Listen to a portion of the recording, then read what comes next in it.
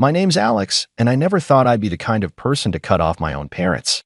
But after everything they put me through, I don't regret it for a second. For 5 years, I paid their bills. Rent, utilities, groceries, anything they needed. I covered it. They always had an excuse. My dad had back problems that made working impossible. My mom insisted she was too old to get a job, even though she was barely in her 50s. And my sister, Emily? She never lifted a damn finger. Emily was the golden child. She could crash her car, rack up debt, drop out of school, and still, my parents would defend her like she walked on water. She's just finding herself, my mom would say. She'll figure it out eventually. Meanwhile, I was the one who had to figure everything out from the moment I turned 18. I worked my ass off to get where I am. Late nights, long hours, stress, sacrifice, you name it. And because I made something of myself, my parents treated me like their personal ATM. It started small. A little help with rent here, a bill there. Then it became monthly payments. After a while, they didn't even ask anymore. They just expected it. Family helps family, my mom would say whenever I hesitated. You're doing so well, sweetheart. It's not like you can't afford it. And for years, I let it slide. I told myself they needed it, that I was doing the right thing, that maybe, just maybe, they'd appreciate it someday. But appreciation never came. Only entitlement. The breaking point wasn't immediate. It was more like a slow realization, a pile of small betrayals that eventually crushed me. It started when I got married. My wife, Sarah, never said anything at first, but I could tell she didn't like the way my parents treated me. She saw what I refused to see, that they didn't love me so much as they loved what I could do for them. Even after our daughter was born, they never changed. I thought having a granddaughter would make them different, that they'd want to be involved. But Emily still came first. My mom would cancel visits last minute because Emily needed her for something. My dad never bothered to come at all. If I didn't make the effort, they wouldn't see my daughter at all. Then came the moment that shattered everything. I had an important work event, something I couldn't miss. Sarah had a last-minute business trip. We just needed one night of help. So I called my mom and asked if she and dad could babysit. She laughed. Actually laughed. "Oh, Alex, we're not your servants," she said. "We raised our kids already.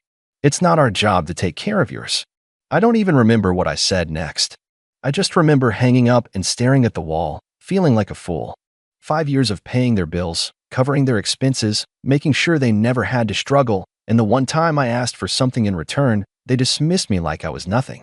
I wish I could say that was the end of it, but it got worse. A lot worse. I sat there for a long time, phone still in my hand, replaying the conversation in my head. Maybe I misheard her. Maybe she didn't mean it like that.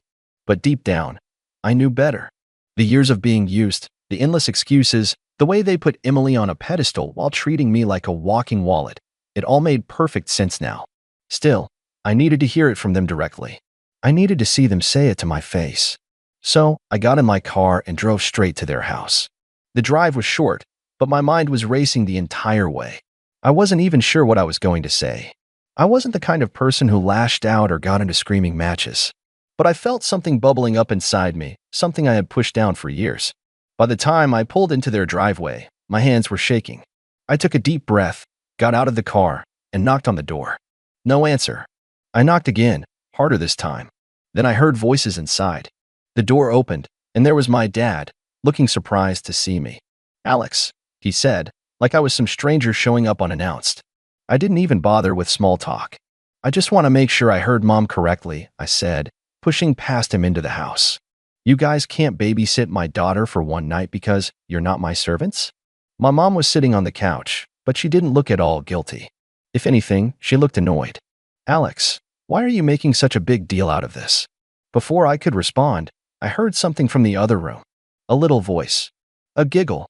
I turned my head toward the hallway, and that's when I saw it. Emily's kids. My parents were babysitting Emily's kids. My heart dropped. My mom, seeing the look on my face, immediately went into damage control mode. "Alex, honey, this is different." "Different?" My voice was eerily calm. "Explain to me how this is different." My dad, who never had much of a spine, sighed and rubbed his temples. "Your sister had a really bad headache. She just needed a little rest." I stared at him in disbelief. "A headache?" I repeated. "She has a headache, so you drop everything to watch her kids." But when I The one who's been paying your bills for years, ask you to babysit for one night. Suddenly you raised your kids already. My mom rolled her eyes as if I was being dramatic. Alex, it's not like that. Your sister, Emily, gets everything handed to her, I snapped. And I get used. My mom's face hardened. That's not fair. We appreciate everything you do for us. I let out a cold, humorless laugh. Really? Because it sure as hell doesn't feel like it. Emily suddenly appeared in the hallway, rubbing her eyes like she just woke up from a nap. Ugh, what is all this yelling? She whined. Then she saw me and groaned. Oh my God, are you seriously throwing a tantrum right now? I turned to her, my jaw clenched. You're unbelievable. She folded her arms, smirking. You act like paying a few bills makes you a saint. Maybe if you weren't so uptight, Mom and Dad wouldn't have to pick favorites. Something inside me snapped. I felt this icy clarity, like the final piece of the puzzle had clicked into place. I had spent my entire life trying to earn love and respect from people who never intended to give it to me. And now, standing in that living room, watching them babysit Emily's kids after laughing in my face, I finally saw the truth. I was done. I exhaled slowly and looked at my parents. All right, I said quietly. I get it now. Then I turned on my heel and walked straight out the door. I didn't slam it. I didn't yell. I didn't give them another second of my time. But as I drove away, my phone started buzzing. First my mom, then my dad, then Emily. I didn't answer. And that was just the beginning. I ignored every single call. Let them wonder. Let them stew. I wasn't going to waste another second being manipulated. By the time I got home, Sarah was already back from her trip, sitting on the couch with our daughter asleep in her arms. She looked up when I walked in and immediately knew something was wrong. What happened? She asked softly. I sat down next to her, running a hand through my hair. They were babysitting Emily's kids. Sarah stiffened. You're kidding. I shook my head. Nope. She had a headache, so of course they dropped everything to help her. But when I asked for one damn night, I got laughed at. She let out a sharp breath, shaking her head in disbelief. Alex, I know this hurts, but maybe it's a good thing. Now you know for sure. She was right. I did know for sure. I wasn't just their second choice. I was their backup plan, their financial safety net. And now that I saw it clearly, I wasn't about to keep playing that role. So the next morning, I took action. The first thing I did was call my bank. I had automatic payments set up for their rent, their utilities, even their damn car insurance. That ended today. I canceled everything. Then, I sent my parents a single text. You're on your own now. Figure it out. I didn't explain. I didn't argue. I just hit send and blocked their numbers. Within the hour, the chaos began. Sarah and I were eating breakfast when my email dinged. Then my work phone rang. Then Sarah's phone. I had blocked them, but they were persistent. I sighed, opening my email. From Mom subject? Are you serious? The message was exactly what I expected. Alex, I don't know what's gotten into you, but this is ridiculous. Family supports each other. You can't just cut us off like this. We have bills to pay. Your father's health isn't great, and your sister is struggling. I can't believe you'd be this selfish after everything we've done for you. I scoffed. Everything they've done for me? What? Birthing me? That was about where their support ended. Before I could even process that, Sarah's phone rang again. She checked the screen and grimaced. It's Emily. Let it go to voicemail, I muttered. But then, a text popped up from her. Sarah held up the phone so I could see. Emily texted, Wow, you're actually serious? You're screwing over Mom and Dad just because you didn't get your way for one night? Grow up, Alex. I clenched my jaw. Of course Emily would twist it like that. Of course she would make me the villain. I stood up, pacing the kitchen. You know what? Let them panic. Let them scream. I don't care anymore. Sarah gave me a proud little smile. Good. They don't deserve another second of your energy. And for the first time in years, I felt free. But the drama wasn't over yet. Because 3 days later, I heard a knock at my front door. When I looked through the peephole, I almost laughed. It was my parents. And they were crying. I stared through the peephole for a long moment, my stomach twisting. There they were, my mother and father, standing outside my house, looking absolutely pitiful. My mother had tears streaming down her face, and my father stood beside her, rubbing his temples like this was all some massive inconvenience. A part of me almost felt bad. Almost. Then I remembered every time they had used me, every bill I had covered, every sacrifice I had made while Emily sat back, doing nothing, yet somehow being treated like royalty. I remembered the laughter in my mother's voice when she dismissed me, like I was an idiot for even asking them to babysit. I felt a fire rise in my chest. Taking a deep breath, I unlocked the door and swung it open. The second my mother saw me, she launched into it. "Alex, thank God. We've been trying to reach you." I folded my arms, leaning against the doorframe. "Yeah, I noticed." My dad stepped forward, his expression a mix of exhaustion and frustration. "Alex, son, we need to talk." "No, you need to talk," I shot back. Because I already said everything I needed to. My mother clutched at her chest like I had just stabbed her. "How can you be so heartless? We're family." I let out a sharp, humorless laugh. "Oh, now we're family? That's funny, because when I needed you, when I needed one night, just one, you laughed in my face. But when Emily has a headache, you roll out the red carpet for her." Mom's face twisted into an ugly frown. "That's not fair. Not fair." My voice rose. "What's not fair is me paying your bills for 5 years while Emily did absolutely nothing. What's not fair is me bending over backwards to help you, only to be treated like an afterthought while she gets to be the golden child. You can sit here and cry all you want, but I see the truth now." My dad sighed heavily, shaking his head. "Alex, come on. We appreciate everything you do for us." I scoffed. "No, you appreciate my money. Big difference." That shut them up real quick. My mom's face crumpled like she was about to start full-on sobbing. We didn't think you'd actually go through with it," she admitted, wiping at her eyes. "You've always been so responsible. So good to us. We thought you'd calm down and fix this." I gritted my teeth. "Fix what, Mom? The fact that you've been using me? That you've been emotionally manipulating me into paying for everything while Emily does nothing? That you take me for granted and act like she's a damn princess?" My mother sniffled. "We're not using you. We just relied on you a little too much." I shook my head. "No, you exploited me. You guilt-tripped me into believing that it was my job to take care of you. But it's not. You're grown adults. If you can't afford your own bills, that's not my problem anymore." Dad, ever the peacekeeper, rubbed his face in frustration. "Look, I get it, okay? We screwed up. We screwed up." I repeated, letting out a bitter laugh. "Screwing up is forgetting to send a birthday card. This is years of manipulation. This is me realizing that the only reason you ever treated me kindly was because I was useful to you." My mother shook her head desperately. "That's not true. We love you." "No," I cut her off coldly. "You love what I do for you. There's a difference." Silence. For the first time in my life, they actually seemed speechless. But then, right on cue, my mother did what she did best. She flipped the script. Her sadness morphed into anger, and suddenly, I was the villain again. "You are being so cruel, Alex," she snapped. "Do you have any idea what you're doing to this family? We are struggling. We are barely keeping our heads above water. And instead of helping your own flesh and blood, you're throwing a tantrum over babysitting?" My jaw tightened. "No, I'm finally standing up for myself." "You're being dramatic," she scoffed. "You're cutting us off over nothing."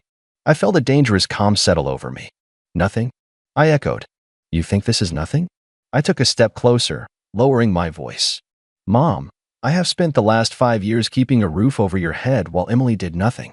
You have drained me, financially and emotionally, and the one time I asked for something in return, you laughed in my face. You called me selfish. But now that I'm done being your ATM, suddenly you're crying outside my house." She looked away, sniffling. My dad cleared his throat awkwardly. I nodded, the realization settling in fully. "That's what I thought." Mom exhaled sharply, regaining some of her usual venom. "Fine," she said bitterly. "If this is how you want it, then fine. But don't come crawling back when you realize how much you need us." I let out a sharp laugh. "Need you? For what? Emotional abuse? Guilt trips? Bills I didn't sign up for? Yeah, I think I'll pass." Dad sighed, rubbing his face. "Come on, Alex. Let's not burn bridges here. We just need a little help." I turned and gestured toward their car in my driveway. "Then maybe you should go ask Emily." "Oh, wait, she's never helped, has she?" Silence again. They both knew I was right. I took a deep breath, steadying myself. "I'm done. I mean it this time. No more money. No more favors. You figure your own lives out, just like I had to." Mom opened her mouth to argue, but I was already stepping back inside. And without another word, I shut the door in their faces. I leaned against it, my heart pounding, my breath coming in short bursts. For a second, I just stood there, listening. I could hear them murmuring, their voices frantic. My mother was sniffling, my father sighing. Then, slowly, their footsteps retreated. I peeked through the window. They were standing by their car, arguing with each other. Then, finally, they got in and drove away. And I just stood there, letting it all sink in. For the first time in my life, I had set a boundary. A real boundary. And it felt incredible. But I had a feeling this wasn't over yet. The next morning, I woke up to my phone vibrating like crazy. At first, I thought it was just another work notification, but as soon as I unlocked my screen, I saw the flood of messages. Texts, missed calls, and even tags on Facebook. My stomach sank. I opened the first text. It was from my cousin, Jenna. "Holy crap, Alex. Have you seen what your mom posted?" My heart pounded as I clicked on the link she sent me. It took me to Facebook, to a post from my mother. And the moment I started reading, my hands clenched into fists. It breaks my heart to say this, but sometimes the people you love the most turn their backs on you. My own daughter, yes, the one I raised, fed, clothed, and loved unconditionally, has abandoned her family in our time of need. After everything we've done for her, she has decided we're not good enough for her anymore. I never thought I'd see the day when my own child would treat me like a burden, like a piece of trash to be thrown away. But money changes people, I guess. And now, she's left us struggling, knowing we have no one else to turn to. If only she had a heart as big as her bank account. I stared at the screen, my breath coming in sharp bursts. The comments were even worse. "Wow, I can't believe your daughter would do that to you. Some kids just don't appreciate their parents anymore. It's disgusting. After all you sacrificed for her? She should be ashamed. Karma will come for her. Just wait." I scrolled and scrolled, my face burning. She had completely twisted the story, painting herself as the poor, suffering mother abandoned by her selfish daughter.